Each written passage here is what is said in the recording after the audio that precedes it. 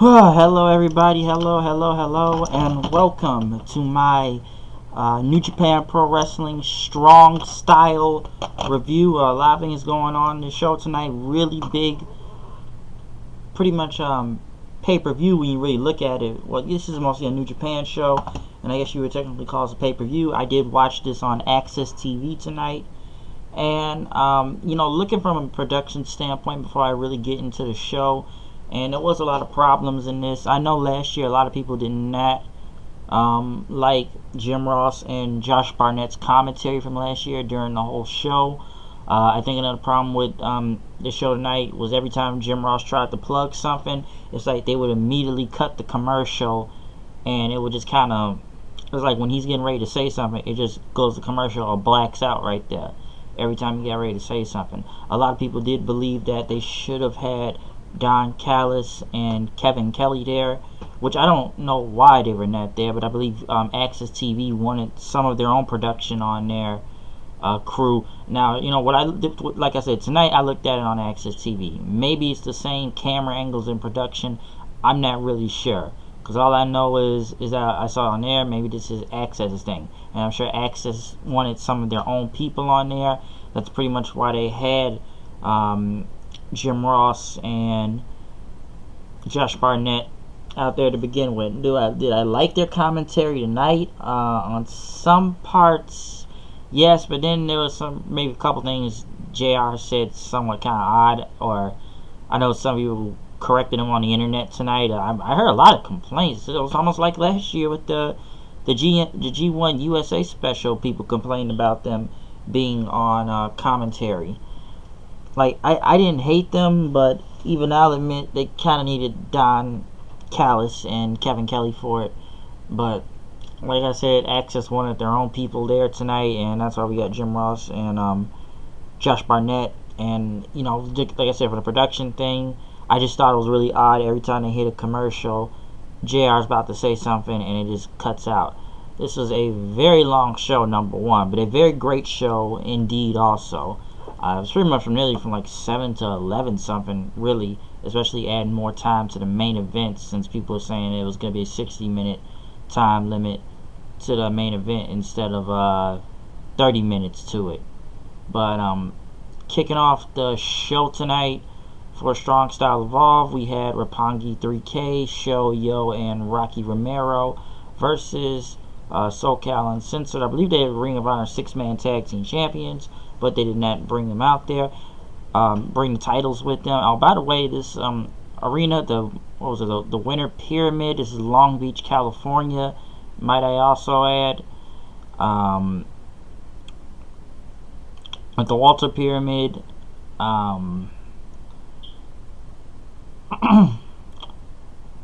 excuse me, at the Walter Pyramid, pretty big arena. I heard it was about 4,000 something people in there. And this event did sell out in under 10 minutes, by the way, also. That's how fast this event sold for New Japan Pro Wrestling. But, yeah, it's supposed to be available later on NJPW World. Or I heard it streamed. I'm not really sure. Some say it's supposed to appear there later, or some say it was right now. All I know is it was live on Access TV. But, kicking off the show with, both of these teams. Good opener to kick off the show. Couple of botches here and there, but there was one botch that was really noticeable. Kazarian, he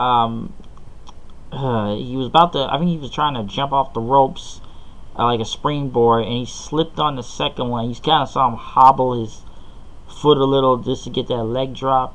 He was able to finish the match. Hopefully it's nothing, not that bad with him or anything, but he really did just kind of slip. I don't know if he tweaked his knee or anything like that, or he was selling it, but he worked through the whole match. Hopefully the injury isn't as serious as it is.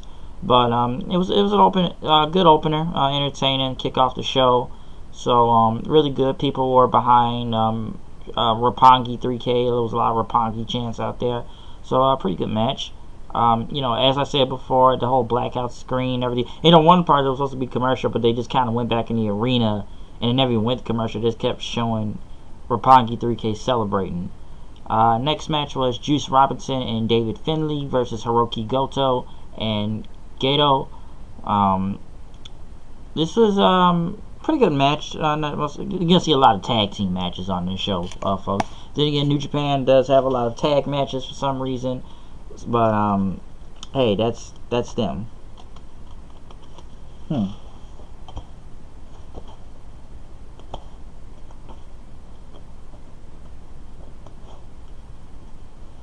Sorry, had something on my hat, but I'll worry about that later. But as I was saying, tag match right here, pretty good. Nothing much to say from here really. There was a spot where I believe Juice hit Goto real hard in his mouth with an elbow. Pretty much Juice was bleeding all over the mouth and stuff. It pretty much ended with David Finlay hitting a cutter on Gato. The story of this whole match, and I did watch some of the New Japan Cup, was that Robinson got a pinfall on Goto, and I believe it was one of the finals of the New Japan Cup, if I remember. So it looks like they're supposed to be going over the Never Openweight Championship. That's the story there. What else happened? We had next was the Killer Elite Squad, Davey Boy Smith and Lance Archer versus Toru Yano and Chucky T. Chuck Taylor, if you want to call him. Chucky T got a good chant out there. Mostly people were going crazy for they were really hot for Yano's comedy as he kept coming in and out of the ring, and when he kind of got the hot tag, he kept hanging in on up and down the ropes, which the people really cheered for, and even taking off the turnbuckle pop and throwing it at Lance Archer. It was a fun little tag match, I'll give it that. Killer Elite Squad won with a killer bomb, pretty much taking out Chucky T, as Yano just kind of kept backing away then. So it was a nice tag team match. One important part tonight, Cody, I guess I would say Bullet Club versus Bullet Club. Cody, Brandy was with him, and Marty Scurll versus the Gorillas of Destiny, Tama Tonga, Tongaloa, and pretty much just the match ready to begin. Jim Ross, I guess, was plugging his podcast. So a lot of these podcasts are leaving Podcast 1 and going to Westwood 1. But Cody and one little fun part about this is that Cody and Marty kept playing with the crowd as people cheered for Marty. People kept booing at Cody, saying boo and yay, which was pretty cool. And as the Gorillas of Destiny came out, Cody got the mic, which wasn't working at first, and then he said, you know, Bullet Club is fine, but what's not fine is the booking of this match, and that there would be no match, as Cody said. He said the Bullet Club members are friends. He called Tama Tonga a Bullet Club OG, which he is, as the fans chanted G-O-D. Cody pretty much wanted to say that, you know, this is what made Bullet Club cool in the first place, for wrestlers like these guys and the superstars that make the name very popular today, which people booed at. And Tongaloa pretty much went on to say, you know, you would not deny this match. This is booked, and we are not definitely Team Cody. This is a Bullet Club family. Pretty much Cody hit Tongaloa in the face and knocked him out of the ring. Pretty much Tonga and Cody started going at it then, and when they knocked Cody out, that was kind of funny. Marty started pretty much acting like he was part of G.O.D. then, and everybody went nuts, but then they knocked Marty out, and then Marty went to hug Cody then in his arms, which was pretty funny. Even Brandy pretty much pulling Cody outside as she argued with Tama. Marty came in with a kick in from the apron. Pretty much as the match went on, Cody pretty much got the win with the crossroads on Tongaloa after he avoided the Gorilla Destiny finish. I believe it was the Magic Killer, if I'm correct, and pretty much picked up the win. So Cody once again still being a heel out there. Pretty much we gotta get ready for the match in the next few weeks between him and Kenny Omega, which is not that far away really, during WrestleMania weekend. but he still proves to be a big heel out there. I still thought it was funny even when both Cody and Marty were trying to get the mic. It was one of that yay boo type of thing. So the big showdown is coming soon between Cody and Kenny at Supercard of Honor for Ring of Honor. So yeah, and some question will Cody be back here later in the night in the main event. Next was Los Cinco Bananas de Japón.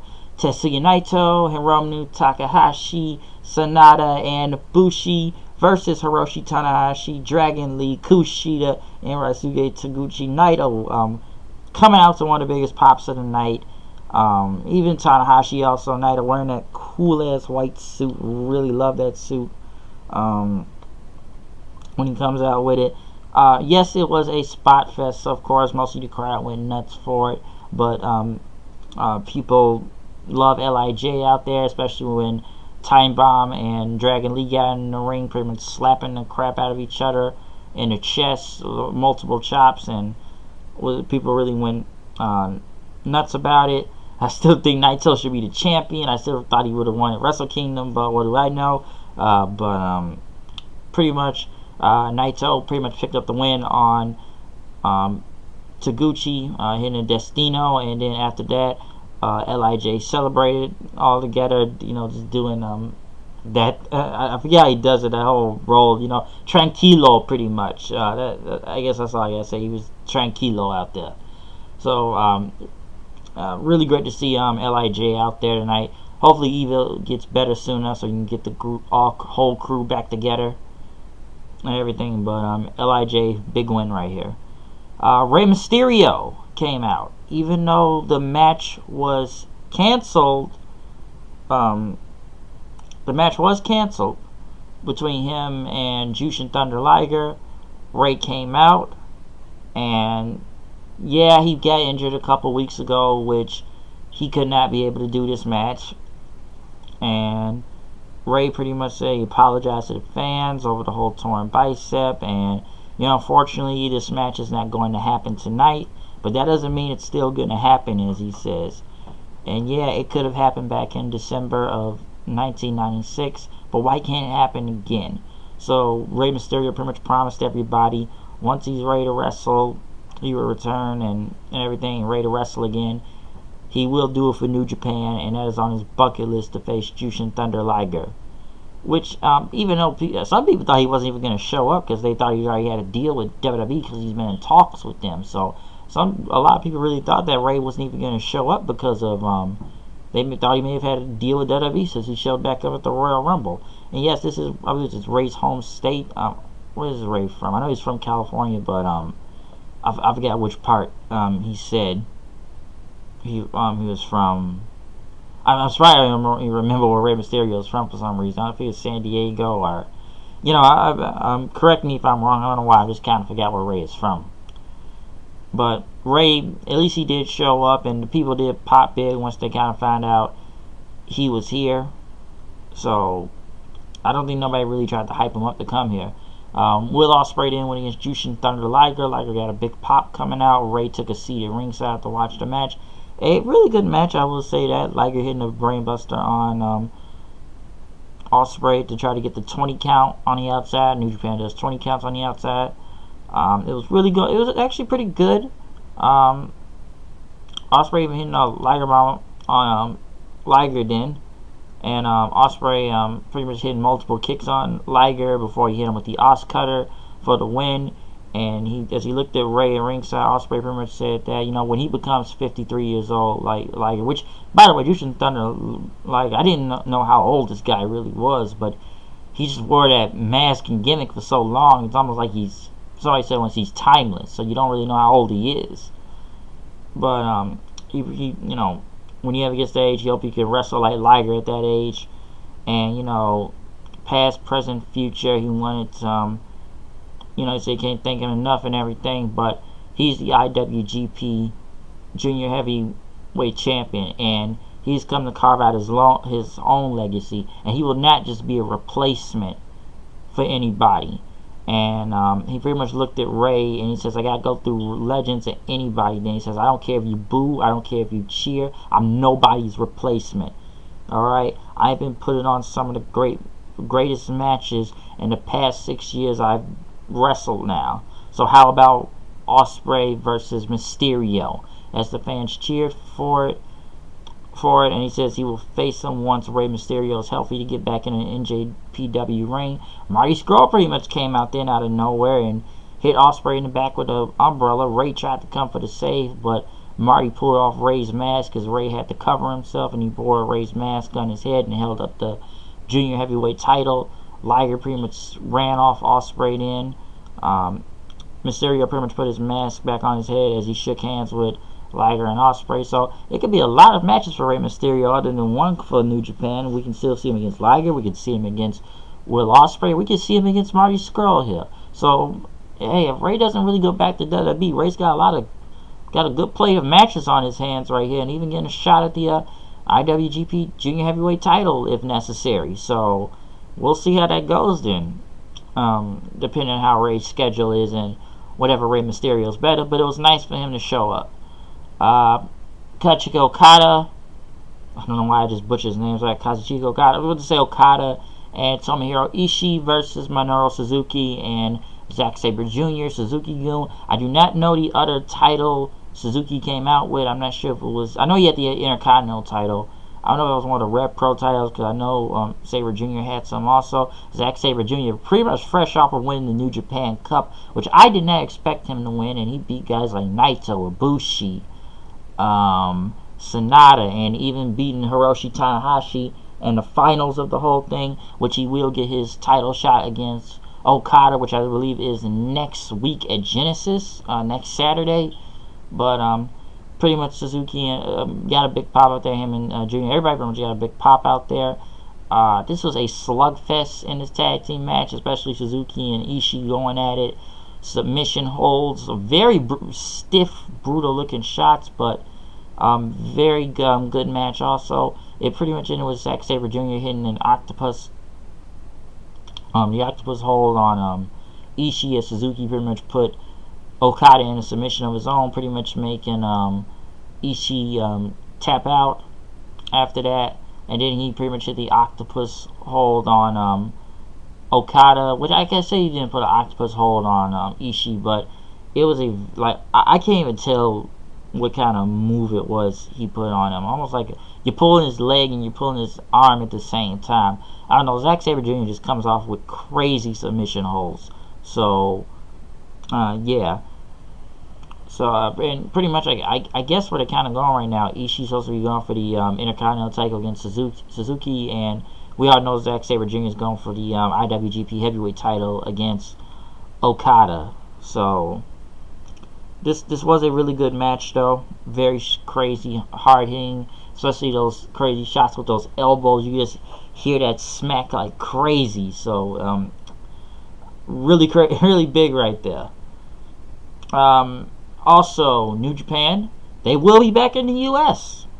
later on this year. In July, they will be back to do another G1 USA special, or Fighting Spirit Unleashed, July 7th.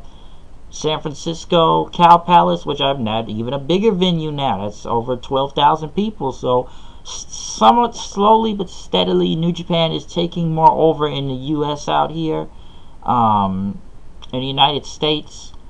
Last year they was at LA. If it was Long Beach again at a convention center. This year we got the Walter Pyramid, where there was over 4,000 people, an even bigger arena. And now later on this year we'll get over 12,000 people, I believe. So New Japan, hey, taking over more and over every other day. And it'll be back in the U.S. Will it be on Access TV? I don't know at the time being, but we shall see. Switchblade, Jay White versus Hangman Page for the IWGP United States Championship. This was a good match. It almost like kind of wants the crowd, when the match started, there was like the crowd went dead for a while there. It's like they were dead and they did not care for some reason. And it's not like the match wasn't bad or anything. They didn't really come back to life until I think Page started hitting those big spots then. Because I don't know if the crowd was tired, out of energy or anything, but I don't know if people didn't know who to cheer for whichever, because they were just almost like they were just really quiet at one point. it for like a good portion of the match, because even I was one, like, the crowd wasn't really engaged in it. And once, you know, Paige started hitting up those crazy moonsaults or the suplexes off on the apron, was crazy. I did love the spot where Hangman Page hit a shooting star press off the I believe it was off the apron, and pretty much like it was like a shooting star plus shoulder block. It was on Jay White. It looked really cool right there. I'll give it that. But you know, as the match pretty much went on, and it did get better in time, I did like the Blade Runner into a power bomb, and even to a pile driver after that. But before anything to happen, White tried to hit him with the Kiwi Crusher. Did not work. He went back to go for the Blade Runner, but Page pretty much spit at him and everything.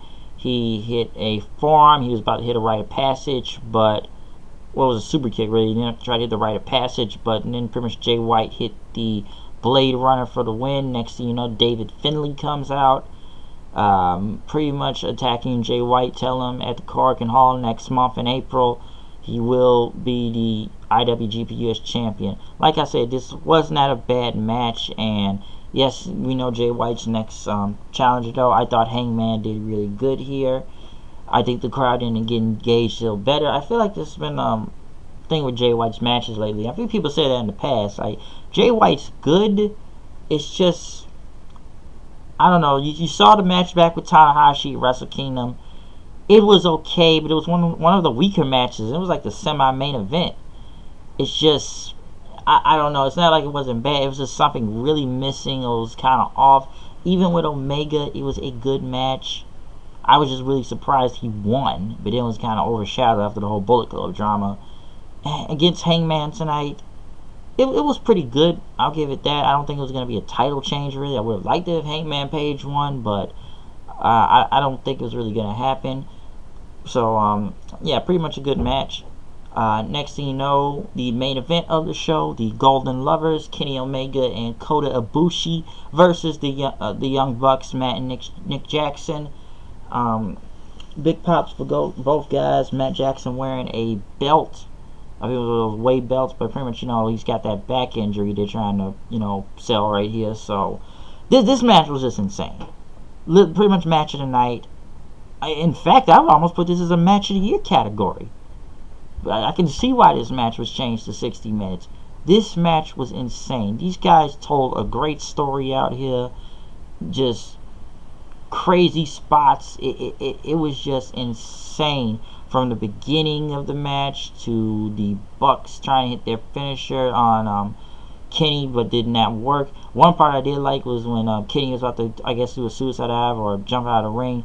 Nick hit him with a super kick, but pretty much knocked something out of his gear, like the fur of it. You just see it flying over the place. Then, like, it was like on his leg after he hit that super kick on the apron. Just feathers just flew. It just flew all everywhere. Then, pretty much Ibushi kicking Matt Jackson in his back several times as they went on. Pretty much worked on Matt. Then pretty much him with that what was that? That not double moonsault, but Kenny does that, like a rolling hills into a moonsault, and Ibushi hit 2 moonsaults after that, which was pretty good. What else was in this spot? It was a lot of spots to pretty much catch up off of this. Matt spinning Ibushi's face, Kenny kind of getting pissed at it, and pretty much Matt. I remember Jim Ross saying Matt just Naito'd Ibushi or something, which was pretty funny. Next was the what else do I continue? God, it's just so many spots from the one part I did like was the super kick on Kenny, and then Kenny came back with a V trigger, pretty much with a V trigger after that. The Young Bucks did a double super kick on Kenny Omega, and then Ibushi came out with the double Pele kick on him, which was great. They pulled out a table spot, which it looked like they were going to hit a, I don't know, more bang for your buck, but that wasn't going to go until Kenny was going to hit a one-wing angel on the top of that table sitting right there, but Ibushi pretty much climbed up on the ropes and hit Matt Jackson with a German suplex after that. They tried to get the more bang for your buck in again, but it did not work. What else? What else happened out here? Kenny was hitting, not Kenny, but Ibushi was kicking Matt Jackson again in his back until Matt got up and says, "Is that all you got?" And pretty much, they pretty much had a slugfest with each other, trading punches after that. Then,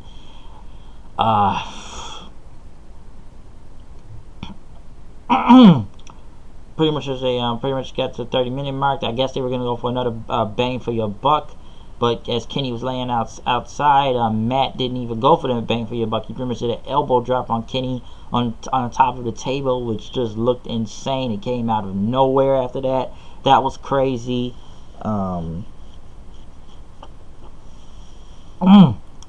Omega and Kenny then arguing that. Now, why do I keep saying Omega? Kenny? Omega and Matt Jackson pretty much arguing with each other, then trying to punch him in the face. And they, pretty much as they went after each other, Omega pretty much then hit that Snapdragon suplex, which Matt pretty much popped up and hit him with a pile driver after that. That was just crazy. Only you couldn't kill Matt Jackson. No matter how many times you hit Matt Jackson, it did not work. And even when Matt took off his belt, he started whipping Omega with it. And then when the ref took it away from him, Omega pretty much came back and started taking down Matt Jackson. As Matt was on his knees and held the belt, Matt told him to do it, but Omega just threw the belt to the ground and he hit him with a V-trigger after that. And he hit him with 2 V-triggers before Matt pretty much hit him with a spear then. And as the Bucks pretty much set up for the Meltzer driver or the Indy Taker or whatever they call it, mostly the Meltzer driver, Ibushi pretty much grabbing Nick's legs after that, and he grabbed his grabbed his legs and power bombed Nick Jackson through the table then, which looks sick as hell right there.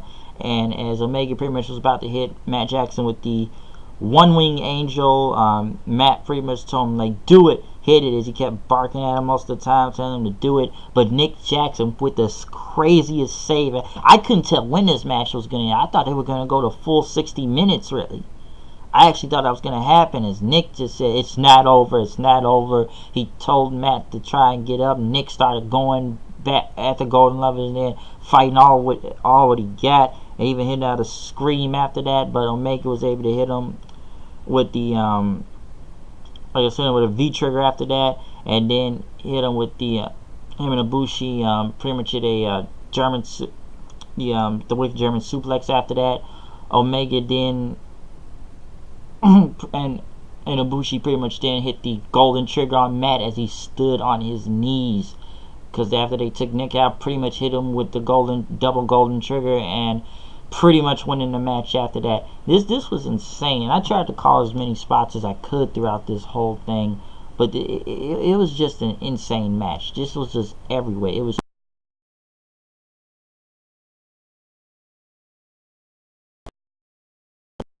category if you want to go that far. I'll even put it in that category right there, because I was just impressed. I jumped out of my seat several times throughout this whole thing. I couldn't tell who was gonna win. It's just those saves. You just didn't know who was really gonna win it. Was it gonna be the Gold Lovers? Was it gonna be the Young Bucks? Where was this whole thing gonna go? But after the Golden Lovers won, he checked on the Young Bucks, then checking over them, and then went back with Kenny. Pretty much went back with Ibushi then, and as they slapped fans with everybody and leaving, Cody pretty much get in and start pushing the Young Bucks around and knocking Nick to the ground. But Omega pretty much came back into the ring, running Cody away. The fans chanted Elite then, and Omega pretty much lifted Nick Jackson up, shaking his hands and hugging him. But Matt looked at Kenny, and he just still wasn't with him. He pretty much rolled out of the ring and took Nick with him as he told him to help him out because of the whole back pain or whatever. They've been selling that for a while now. But Kenny Omega pretty much took the microphone then, and he says, sometimes it's a sad world we live in when friends have to go to war with one another. But he's not happy about the situation, the Elite, but the Silver Lions, that the Golden Lovers are back and we are here to stay. And he says, yes, New Japan is returning back to a backyard near you, and we will take over the wrestling world, and we will be back again. So yes, New Japan Pro Wrestling will be back into another bigger arena, so watch out for that. And as you know, the whole issues with Bullet Club and Cody, he said he was going to beat the ever living poop, not shit, but poop out of Cody, as Kenny Omega put it.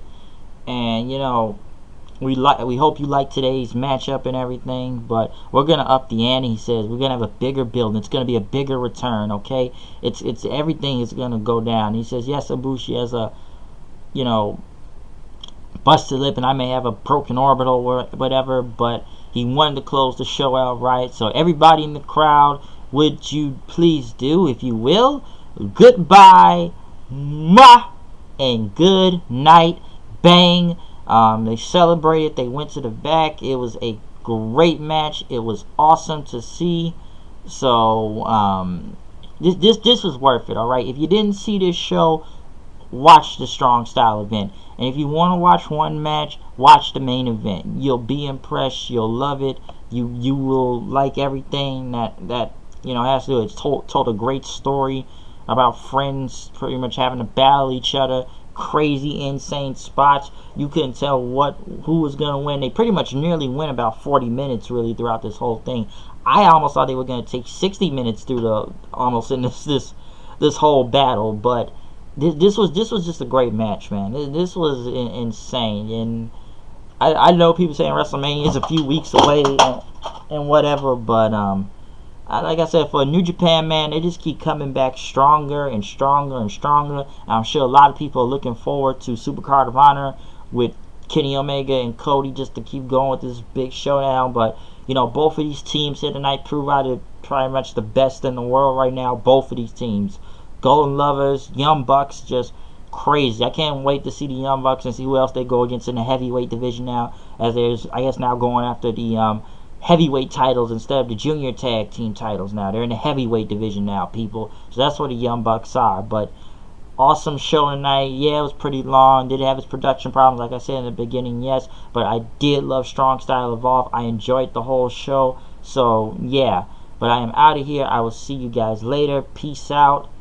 Comment, subscribe, anything you want to do, live reactions, reviews, and everything. Was I going to do live reactions for this? I could if I wanted to, but I wanted to stick with the review tonight, but I probably should have done live reactions for the main event tonight. But I am out of here. I will see you guys later. Peace out.